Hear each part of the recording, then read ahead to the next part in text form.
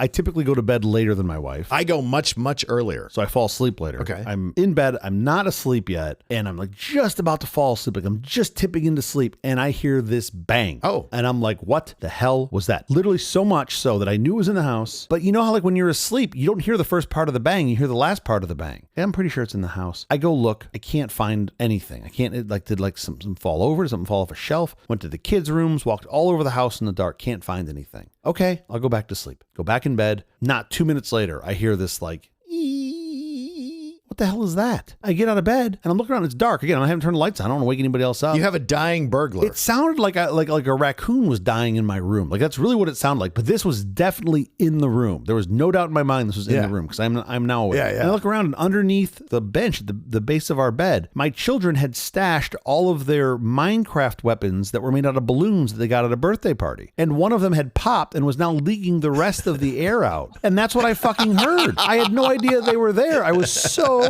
annoyed. Like my children put balloons in my room that ended up popping. Oh, I was so pissed. I scooped them all up. It's the 11 o'clock at night. Sure. Walked them into the living room, dropped them off so I didn't have to pop them all. Came back to bed, and my wife's just laughing at me. That's hilarious. Because these balloon toys. Yeah. Quiet, please. Fucking netherite sword. In and 4, diamond axe. 3, It's all made out of balloons. 2. It was terrible.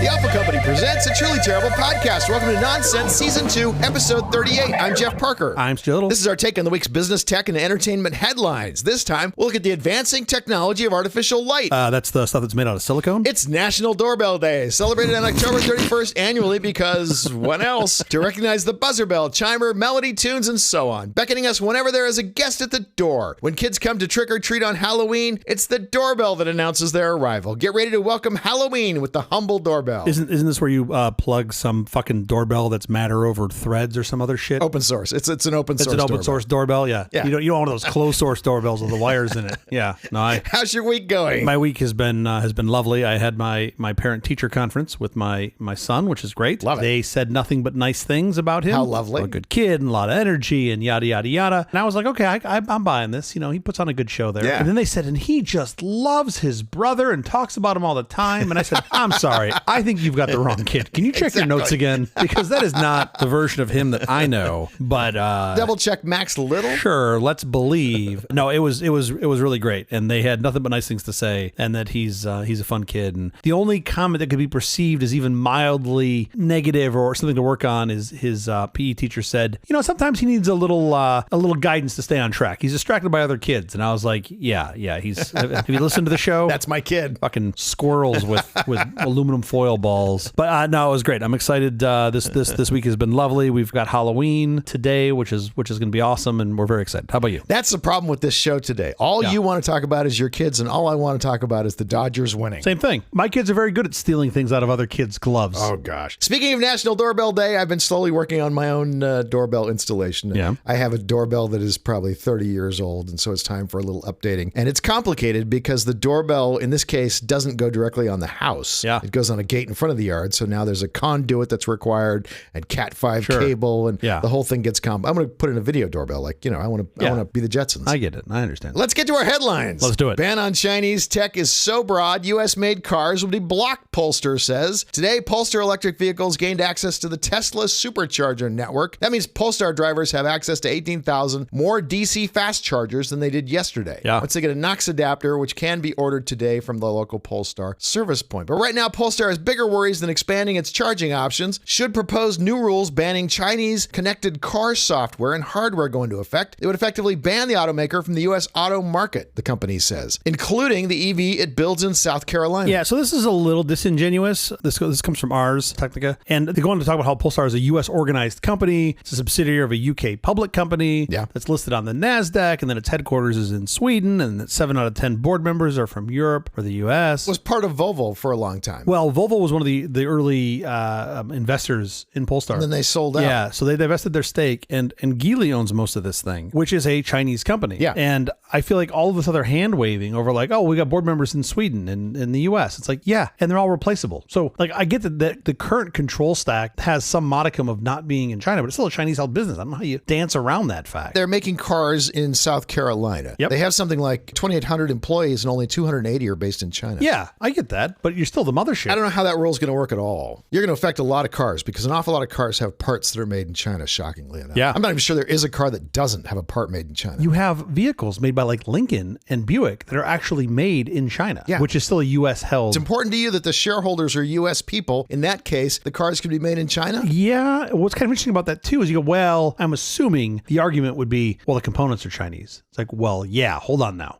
You got a lot of cars that have Chinese components in them still anyway. I can't imagine there's a single car on the road that isn't full of Chinese-made components. You mean a new car? My 1988 BMW Right. E30, I promise, has no Chinese components in it. And there's a handful of those still running. That's a really good question. I bet you are wrong. I'm thinking of a modern BMW. How many components in a modern are made in China? That number very well might be zero. They have to list it, don't they? When you bring the car in? I don't know. Let's find out. I mean, I know people that does make cars in China. Of course, not talking about those. In the past, Yeah. they being BMW. the big German BMW, Volkswagen, Jaguar, Land Rover, have bought parts made by a Chinese company that's been sanctioned for using forced labor. That's how they made the parts so cheap.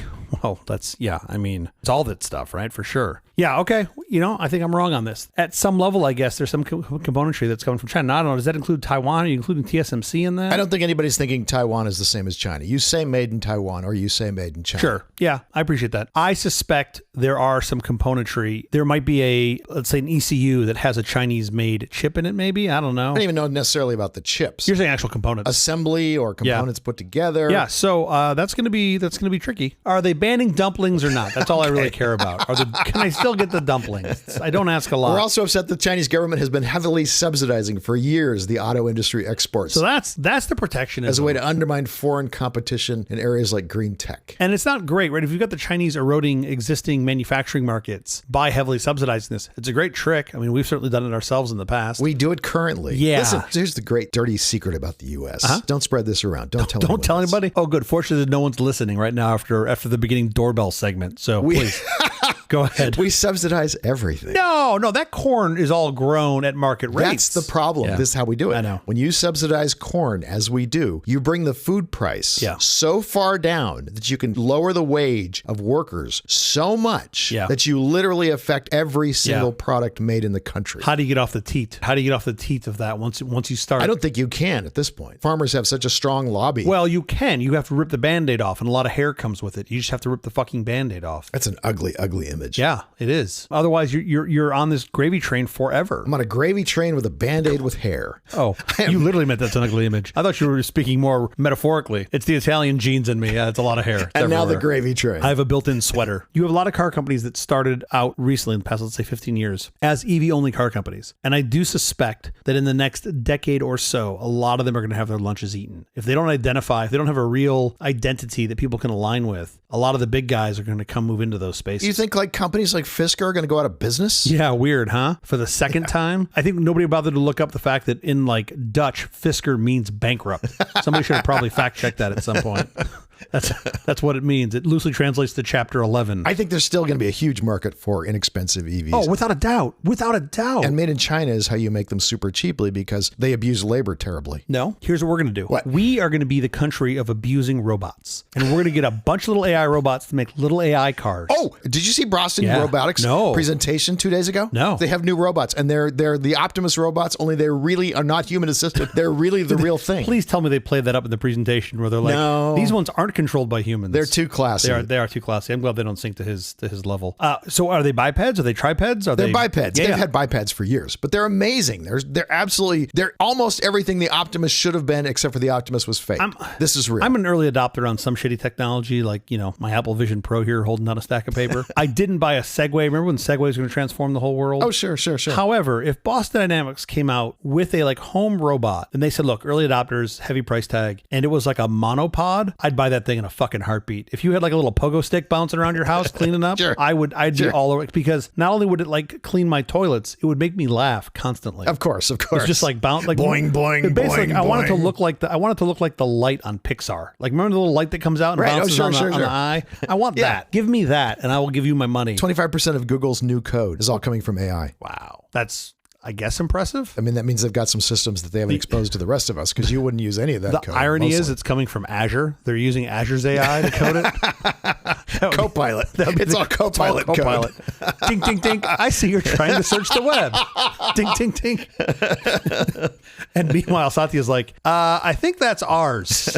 No. Russian court wants Google to cough up 2 undecillion rubles. What is an undecillion ruble? A 2 followed by 36 zero rubles, 20 decillion US dollars, which is a 2 followed by 34 zeros. Because Google has stopped carrying Russian propaganda TV on YouTube. And so the Russians are upset, and they created this enormous number, way more than Google is even worth. Yeah. So Google couldn't pay it if they wanted to. And now they're saying they're going to double that amount every week. You're already starting with a cartoon large number. And they're doubling it every week, which, by the way, I got to believe you've got a really pissed off Warren Buffett right now going, why didn't I think of that? That is, talk about compounding interest. How come I can't get in on this? How come I can't get me some compounding doubling? A 2 followed by 34 zeros sounds like what it looks like at closing time at a bar in like Richmond, California. There's 1 2 left, and she's being followed by 34 zeros trying to get their way. Okay, now with the headlines. Up next, we're going to talk about the advance of artificial light. So now we're shilling for big filament. Is that Somebody has to keep the lights on in this place. By the way, a lot of people don't know this. The way I put myself through college was doing some porn, and that was my porn name, Big Filament.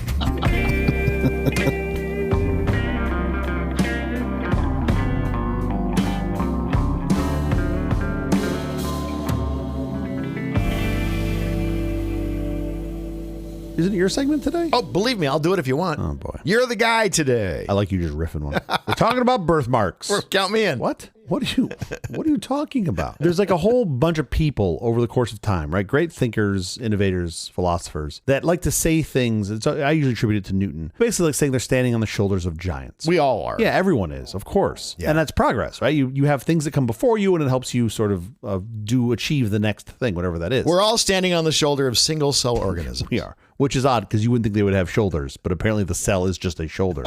But when you have, especially technology, right? It's all like these layers upon themselves. We've constantly improved things, made things better. Yeah, just stack things up. Yeah. So we talk a lot about AI in this show and modern software. We talk a little bit about some technology history, right? We talk about how AI is going to be the next big thing, we think. Sure. And how like before that, you had the internet, and you had a world before the internet, and then after the internet, and sort of what that looked like. I like to, just so that every show is not about AI, occasionally I'll throw in something about high-speed rail. Or hurricanes. Yeah. Or not eating meat, and really get our viewers pissed off. Sure. Much like a collection of misdemeanors. I'm just trying to get those expunged from the show. But hey, here we are. But I was thinking, and I was like, okay, you have some obvious preceding technologies, right? Like computing at large or personal computing. Those things have led us down this path to AI. And I kind of had this idea to talk about electricity and sort of the advent of electricity, which is really not that old. It's our ability to harness electricity. And I was thinking about that, and I was like, but wait a minute. You've got something even bigger before that. And as anybody who's listened to this show, I think for more than 2 episodes knows, one of my favorite quotes from Arthur C. Clarke is, any sufficiently advanced technology is indistinguishable from magic. Sure. And I've always loved that, because I do think any sort of new, quote, advanced technology, you look at that and you go, that is magic. I don't know how it works. So you want to talk about some pre-electric technology, something pre-electricity. So I was thinking, like, because electricity had to be magic to observers, right? The folks that were there were like, I don't know how that's working. I don't know how you're putting the devil in the wires, but it's completely magic. It was a key on a kite string. Yes, the man who liked to take naked baths.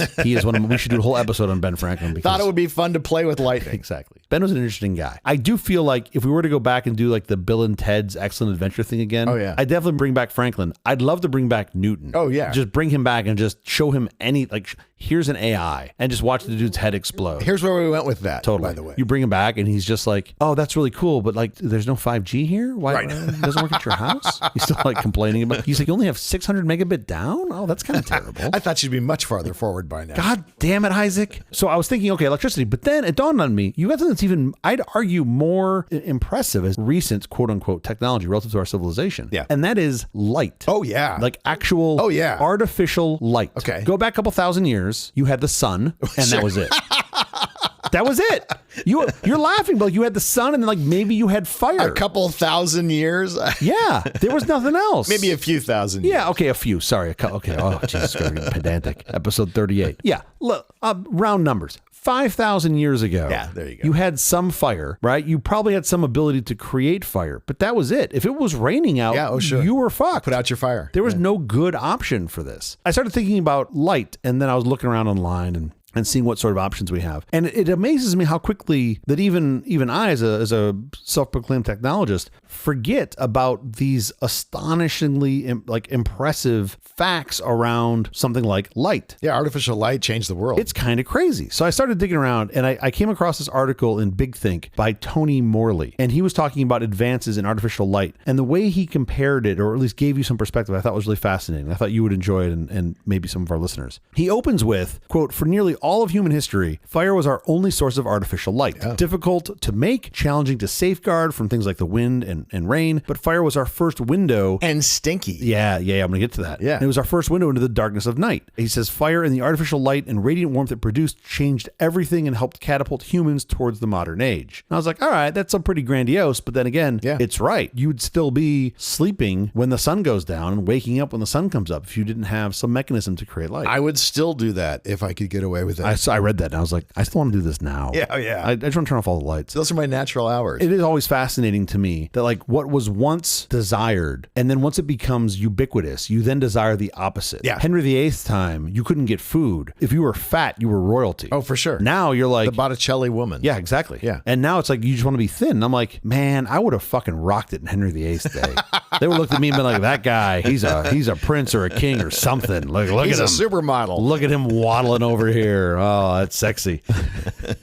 I was just born 400 years too late. Sure. But the same is true now about light. Like when I take my boys camping, one of the best parts is being able to see the night sky devoid of light pollution. Yeah. I mean, Elon's doing a pretty good job of fucking that up with Starlink. Sure. But for the most part, I mean, I can go a couple hours outside of the city and I can see and show my kids the Milky Way with their naked eye. Yeah. Like that's incredible that you can still do that. Again, a couple thousand years ago, or according to you, a few thousand years ago, that was the norm, right? That was just the norm. Right. So my favorite part of that is you're always, when you're looking up at the sky, at the stars, you're looking into the past. You are looking into the past, yeah. I love that. Technically looking to your left or to your right's looking into the past. It's just a very short period of time. Yeah. Artificial light has historically been the expensive privilege of the wealthy and the powerful. Because, as you already alluded to, it was laborious and dirty to produce and maintain, and extremely limited in availability. For sure. You didn't have a quality source that was available to you. And really until industrialization, virtually the entire planet was poor. So light was a sought after unobtainium. Yeah. Like you didn't have a place to go for light, especially if you weren't one of the very few wealthy elites, a king or something along those lines. So Tony, I think, did a reasonable job of providing some perspective on how difficult it is to fathom the expense of light in the pre-industrial world. And he used this metric of, quote, lumen hours of artificial light. Oh, that's really cool. Yeah, it's kind of interesting. It's not, it's a good basis to compare light generation in different points of history. It's not perfect because human vision is logarithmic, right? So it's not linear, and you do this comparison, it makes it sort of linear. So it's not perfect, but it's certainly better than nothing. Well, I can buy a lumen for X amount of dollars today, and I could have bought a lumen for X amount of dollars 5,000 years ago. And he picked this normalization up from a text that I'm going to cite here in a second too. So he didn't just normalize it to cost; he normalized it to wage, which I thought was a really good way to do it. That's even better. It was even better. So, for example, in what we now call the UK, the price adjusted for inflation per million lumen hours of artificial light in the year 1302 CE, so what is that, roughly 700-ish years ago, was greater than $50,000 US, right? Wow. Now that is the cost to light output equivalent to running 10 13-watt LED light bulbs for 7 hours. That's more than I pay now. That's slightly more than you pay now. Not a lot. DWP's trying to get it there. They will. So for perspective, a home lit exclusively with candles today may appear as a mark of poverty, right? If your house only has candles, something's wrong. Candles today would be so expensive, that would be a mark of wealth. Well, that's true. But in the or just be on fire. But in the 1300s, that was a sign of wealth. Yeah. Right? If you could afford candles, you were wealthy. Good candles then were made of beeswax, and they provided the best light available time, but the production required expensive materials, specialized skill set. There was a limited supply of natural beeswax, and you needed these artisans to make them. Oh, sure. Unless you were super wealthy, wealthy, you just could not get them. You couldn't even get candles. That wasn't an option. The extreme cost of light was really a technical problem. It wasn't like they were trying to keep it from folks. It was supply demand. You had a ton of demand for bright light, but no one had managed to develop a technology that would allow a practical way of producing it inexpensively and at scale. So then it starts to change, right? And you want to get from this before industrialization, artificial light was dim, it was dirty, you had soot coming off it, it was dangerous, it would literally light your house on fire. Or wasn't one of the early fires at Notre Dame was because of a torch or a candle? I don't know. I'm not friends with the Dome. Okay, Matt Ridley summarized the problem in his book, The Rational Optimist, how prosperity evolves. And he did some of this math that Tony cited. And he said in 1750 BCE, so that's nearly 3,800 years ago from today, he uses this metric that an hour of work at the average wage, you could buy 24 lumen hours of light. And that would be provided by a sesame oil lamp. For 1 hour of work, I can buy 24 lumen hours of light. 24 lumen hours of light. I can't read by 1 lumen. You definitely cannot read by 1 lumen. How many lumens does it take for me to be able to read? So generally speaking, for reading, you need about 450 lumens. Okay, so I need a lot of work hours. So I need to spend a lot of my work day to pay for or to be able to read. So for 1 hour in 1750 BCE, you're going to get a couple minutes of reading time. Yeah. That's it. Not much. That, by the way, you probably can't even afford the book, but let's just start with... In 1740 BC, I probably didn't know how to read, right? You also can't read. So by 1800, that's about 3,500 years later, it had increased nearly eightfold to 186 lumen hours via a tallow candle. So it's a candle basically made out of animal fat. Wow. Right? That was a long time for that to increase that much. So 3,500 years, you're only seeing a light to wage output increase of about 8x. Yeah. Now, 8 years later, in 1880, you see a 24x increase to 4,400 lumen hours. Now we're talking. So you see this explosion starts to happen. What was invented then that made the difference? Kerosene, like a kerosene lamp. Okay. So from 1750 BCE to 1880, which is just over 3,600 years, you see a nearly 200x increase in the amount of light that you could buy with 1 hour of earnings at the average wage. Now we're cooking. That's amazing. Yeah. 200x. It's a long period of time, but you see this sort of the hockey stick in the graph. But then it gets really wonky. Okay. So in the next 70 years after 1880, you see another jump of 120x to 500,000 lumen hours. And it's sort of this plateau with the incandescent light bulb in 1950. 1 hour of work buys now 500,000 lumen hours. Yes, 1 hour at your average wage. At your average wage is buying 500,000 lumen hours. And then in the next 60 years after that, there's another 16x increase to about 8.5 million lumen hours via the compact fluorescent light bulb. Okay. In the 130 years since the kerosene lamp, we've now seen 1900x increase in the purchasable light output with 1 average wage hour. That's a good return. Which is bananas. So 3,600 years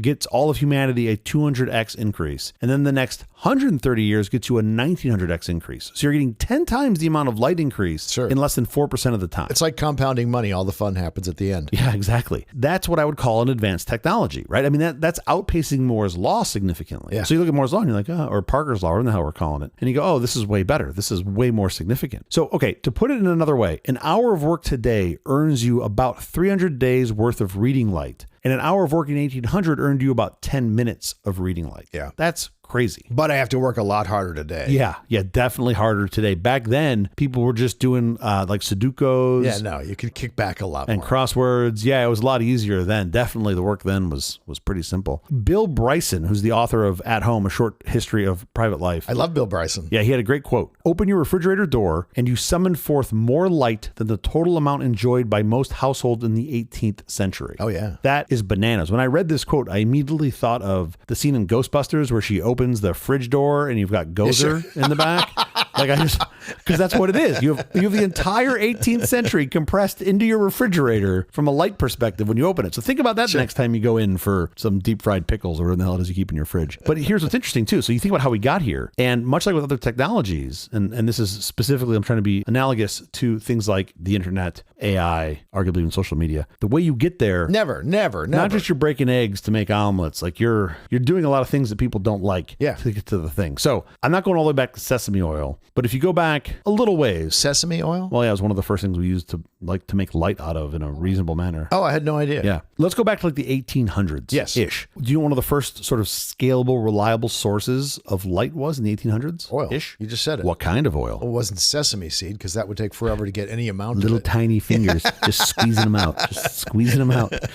Little tiny bits of oil. No, but you're right. I joke about People who live in Texas. Maybe they drilled down and they found oil. it. No. Think of the opposite of a little tiny itty bitty sesame seed. You want something big and you want it to have a lot of oil. Okay. Or shit you could turn into oil. That's right. Whales. Whale oil. Oh, Yeah. oil fat. Sure. So that was one of the first scalable, bright, reliable, adjustable, and portable sort of on-demand artificial light. Also stinky. Still stinky. Well, yeah, exactly. Whale oil burned with a clean and steady light. It could be moved from room to room, so you could illuminate like a book if you were reading a book, if you could afford one.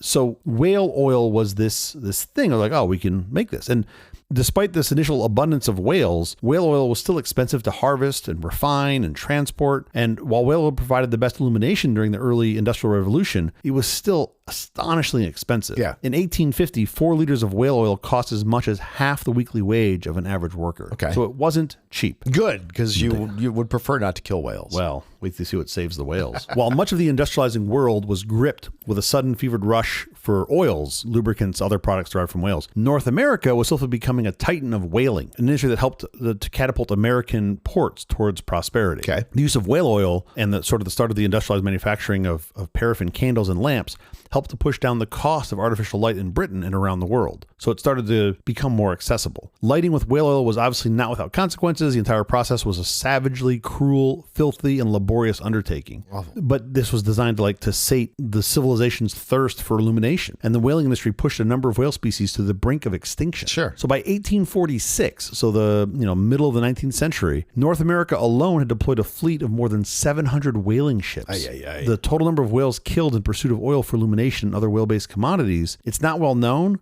but at least 300,000 whales were slaughtered between the 17 and 1800s alone. Wow. So that was a lot. At the time, whale oil wasn't the only lighting fuel available. Okay. You also had gas lighting, which was a term we use a lot today, but this was actual lighting of gas. And it was available in parts of Europe and parts of America in the early 1800s, but it was expensive. Backtrack 1 second here. Gas as in like natural gas, or gas as in a derivative of petroleum? Not a derivative of petroleum either. This early source of gas was stuff that was they call it either wood gas or coal gas, and in limited cases, this stuff called water gas. It was stuff that, the lamp-lighters used. It had high energy density because it is a hydrocarbon fuel, but... So it's some sort of oil derivative. It is, but it was, I don't know the exact time. It was distilled from anything that you could get. It was distilled from wood. Sure. Or leftover olives or peat.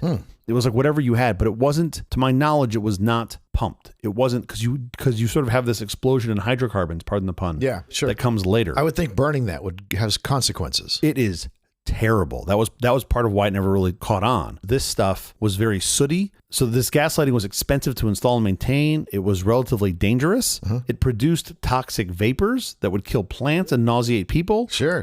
And destroy fabrics. So it was really only the wealthy who could afford to have it and then use it, but they also disdained it because it destroyed their stuff. As soon as you had the pipes put in and you turn the lights on, you immediately want the thing gone. Exactly. So the niche for gas was largely commercial and industrial use. So gaslighting became a staple source for factories, large facilities, and streets. The streets of New York were lit. Oh, is that where we get the expression gaslighting? No. The origin of the term is the 1938 British thriller play Gaslight by Patrick Hamilton, which provided the source material for the 1940 British film Gaslight. Set among London's elite during the Victorian era, it portrays a seemingly genteel husband using lies and manipulation to isolate his harassed wife and persuade her that she is mentally unwell so that he can steal from her. Yeah, I'm familiar with the play. I just thought, where does he get the term when he comes up with the play? One of the husband's tricks is to secretly dim and brighten the indoor gas-powered lighting while he insists his wife is imagining it. Oh, okay. My hunch is that's where the title of the play comes from. Got it. Now I'm with you. Related, but just the use of it, not necessarily a feature of it. I gotcha. It was bright. It was at least 20 times brighter than anything that had come before it. Sure, but you can't breathe around it. Yeah, So, look, everything in life is a balance. A little toxic. The use of gas for lighting was the first opportunity that we had as humans to experience anything like the modern full room ambient light. Yeah. And by the middle of the 19th century, gas lighting was available in many of the major cities in America and Britain, presuming you could afford it. So you had access if you had money, it was there. But if you were poor in the early 19th century, you usually had three choices. You could either burn tallow candles that were made from rendered animal fat. Sure. You could huddle next to an open fire, or you could sit in the dark. Those were basically your three options. Not a lot. That last option sounds really good because you could close your eyes and just go to sleep. I know. It's just so funny how we all get there. I'm just like, 6 p.m. Yep, bedtime. So then as the Industrial Revolution begins to gather pace, so did the demand for more illumination. The pressure on this whale population was still intense. But there was another option. This sort of came to be in 1846 when Abraham Genzer, this Canadian physician with an infatuation for coal geology, devised a method for extracting through distillation a combustible liquid from coal tar, known as kerosene. Yeah. It was a byproduct of the gas production of the time. So it was this, you had this crap already there and you could extract kerosene. Kerosene was a genuine breakthrough in lighting technology because it burnt brilliantly. It could be produced cheaper than any illuminant that came before it. No, you don't have to go kill a bunch of whales to do this. Sure. And it was squeezed from coal, so it helped drive the cost of light down dramatically. A lot easier to go on a mission to get coal than a whale mission. Than it is to go on a whale mission. Yeah, the coal swims a little bit slower. There's expense to that. And then when paired with new lamp technology at the time, it provided a bright, odor-free, non-perishable and inexpensive flame. Much better. Which were all features that were not found in whale oil. By the way, another byproduct of coal tar is saccharin. Oh, I didn't know that. To sweeten your coffee. Oh, that sounds delicious. Absolutely disgusting. Oh, I'd love me some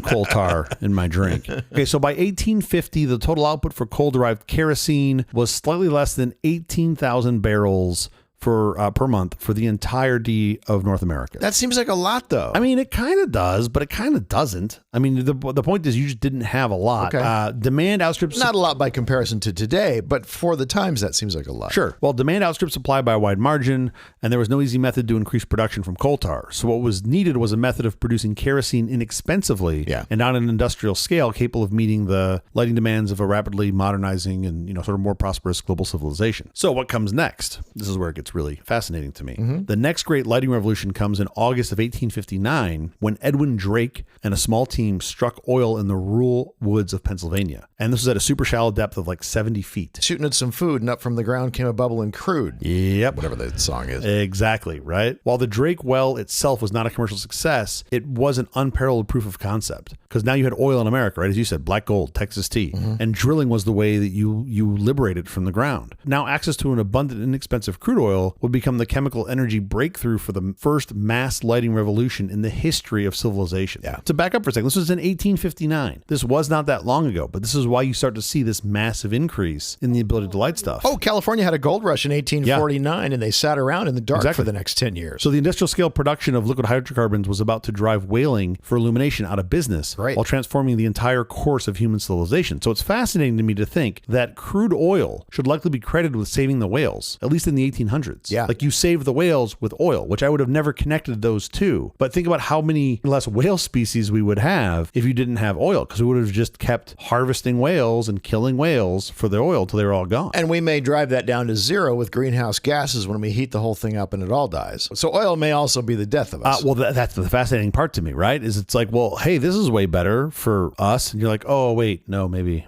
Ultimately, maybe not. Things used in moderation. So kerosene refined from crude oil created a substantial free fall in the cost of illumination. So 30 years after the first purpose-drilled crude oil well was completed, the cost of lighting in Britain had plummeted to less than about 300 pounds per million lumen hours. That is a decrease of 97.5% from 100 years earlier. That is insane. And you saw the same thing in America, the same sort of price drop. It's tempting to dismiss the production and use of kerosene as a chemical footnote in the story of human progress, but countless late nights were spent, drafting bridges or ships or experiments, writing books, building buildings, all by kerosene light. It was an important step in that 19th century period where you didn't have another option. There are a whole group of people, and I am not one of them, who are night owls, who thrive at night, who can now be productive because they now have lights past darkness. I used to be that person. I'm so not that person. Oh, nighttime was always my favorite, best time. And then my kids just fuck that all up. It's just, it's not, It's not that I don't enjoy sleeping. I enjoy sleeping. I just like being productive, and I always found nighttime to be the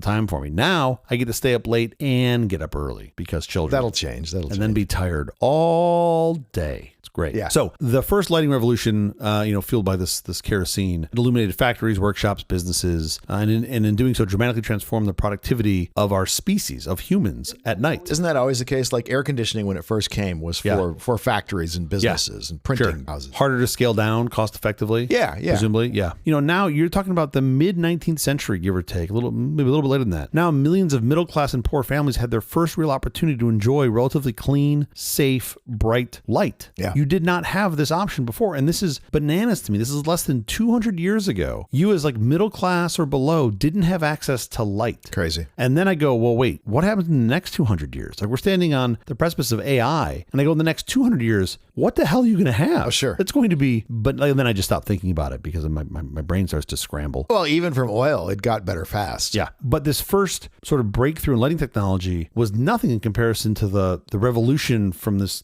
coal-driven electrification. Like this brings us back to electricity, right? The light was the thing that came before electricity. Yeah. And that dawn of electric illumination really began in earnest with Edison, right? Once Thomas Edison began marketing and installing the first commercially available light bulbs in the 1880s, it went bananas. Because then people wanted wires run to their house. Yep. They wanted access to generators and actual stable current. So now you have all of this demand, right? And then you've got innovation. So you're still inventing a whole bunch of stuff at the time to allow this stuff to work, which I think we all take for granted now. And that pushed the availability, quality, safety, and just the ubiquity of artificial light upward. And while pushing its cost down to basically universal accessibility for all of humanity. I mean, I think you look at electricity and go, you can't live without having this. Right. So incandescent lighting would eventually give way to fluorescent lighting and then ultimately the LEDs that we have today. So we've just continued to drive efficiency. And now the cost of artificial light in the UK, Tony uses data points from the UK because I think you just have more historically reliable records. So you can have the comparison. It's decreased so rapidly over just the past century that between 1900 and 2000, the million lumen hour price of artificial light in the UK has fell in inflation adjusted terms 100-fold. Wow. So you've gone from around 236 pounds in 100 years. In 100 years. All of these other things that come after it, no matter how non-adjacent it seems, was likely influenced by light because now you could work at night.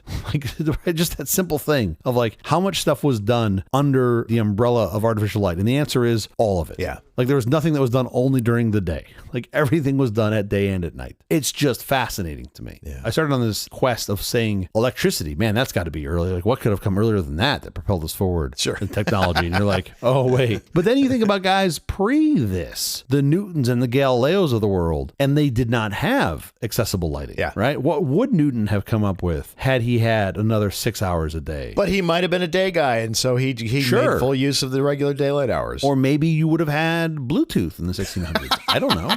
Okay. Who might have You're right. You win. I'm not. I'm just saying. I don't know. I'm not. Maybe he wasn't a Bluetooth guy. Maybe he was a wired guy. I don't know. He could have been.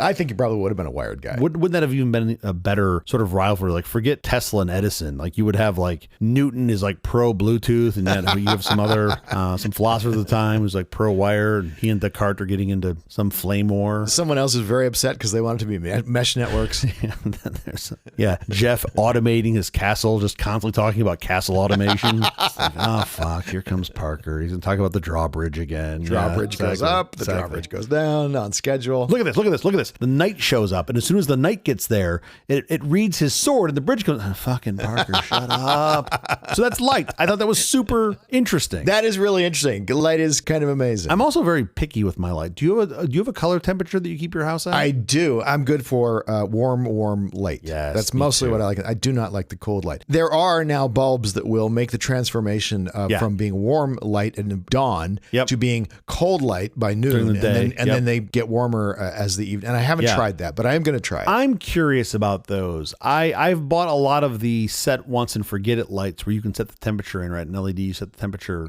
as you want. I'm like a 3,000 and less guy. Like most stuff here is 2,700. Everything I buy is 2,700. Like nice and warm. It doesn't hurt my eyes. And then I walk into some people's houses where they're like 6,000 K, and I'm like, oh yeah, what are you doing? Like it hurts my eyes when I walk in. Yeah. It's just so like bright and it's harsh is the word I would use. My father, the house that they're in, they had all old halogen, screw in like floodlights, like, 90 watts each. Yeah, sure. They took it upon themselves to replace them in the dining room. And I came back and looked and they're all like 6,000 K. And I'm like, when you're eating, it's the hardest possible time. It's like, oh, fuck, no, we're going to swap all those out. By the way, taking out the halogen bulbs, you probably lowered the ambient temperature in the without a doubt, neighborhood by 100 degrees. Without a doubt. Those things are little tiny heaters. It's just nothing hotter. Yeah, those, my entire house, the first thing I did, I don't think we were here 2 weeks, and I replaced every single remaining halogen here with LEDs. Yeah. Why wouldn't you? Even my original LEDs that I got years and years ago when I was first experimenting with LED,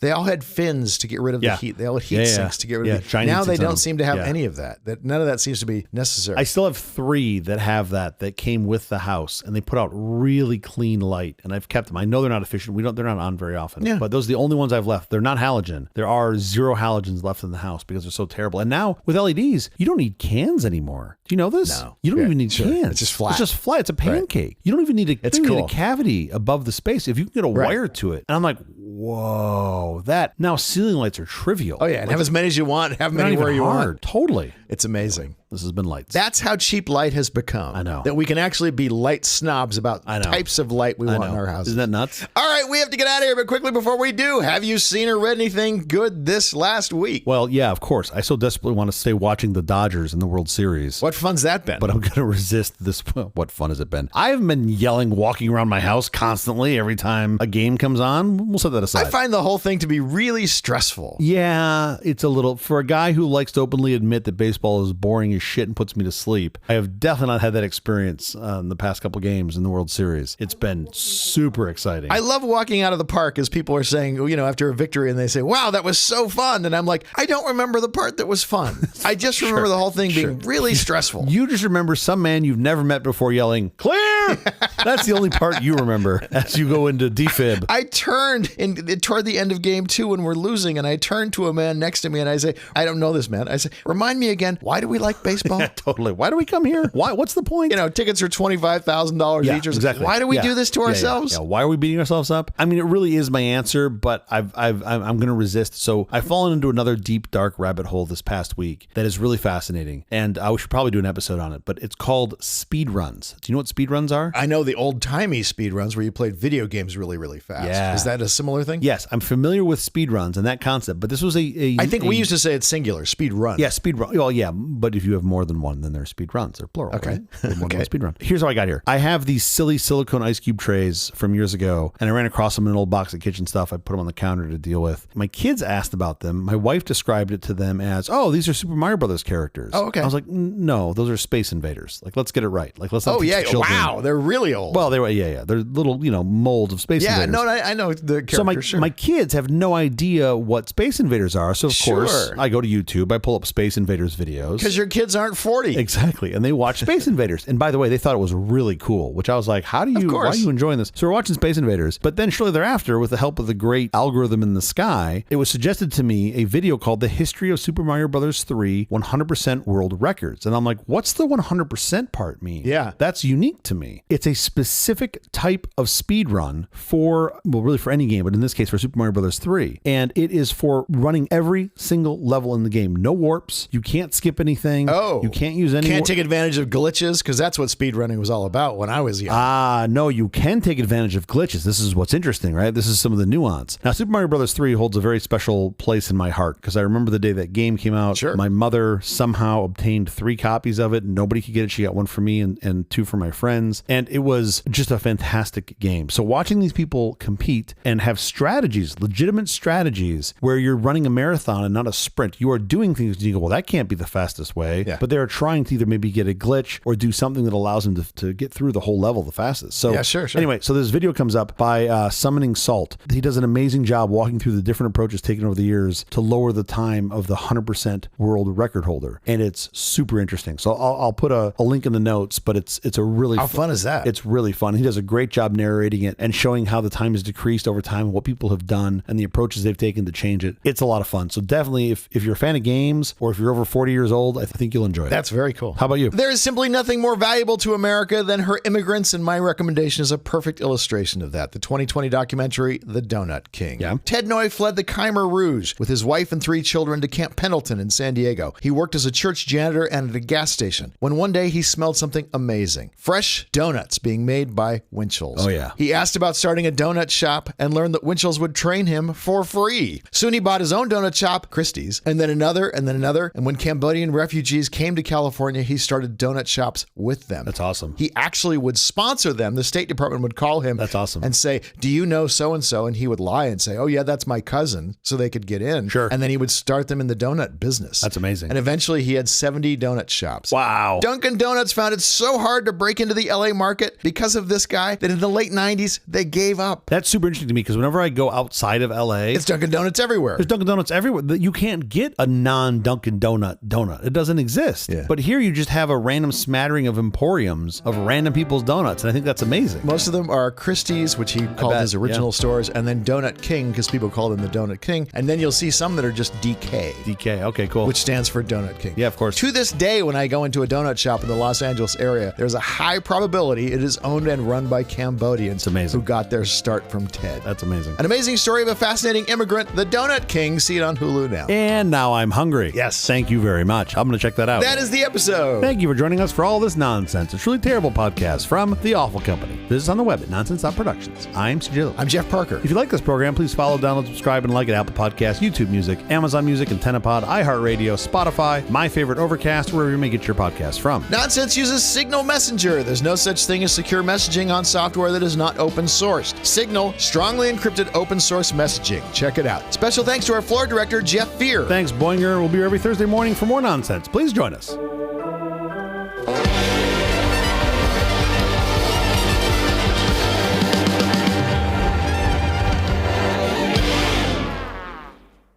Let's go, Dodgers. I love a parade.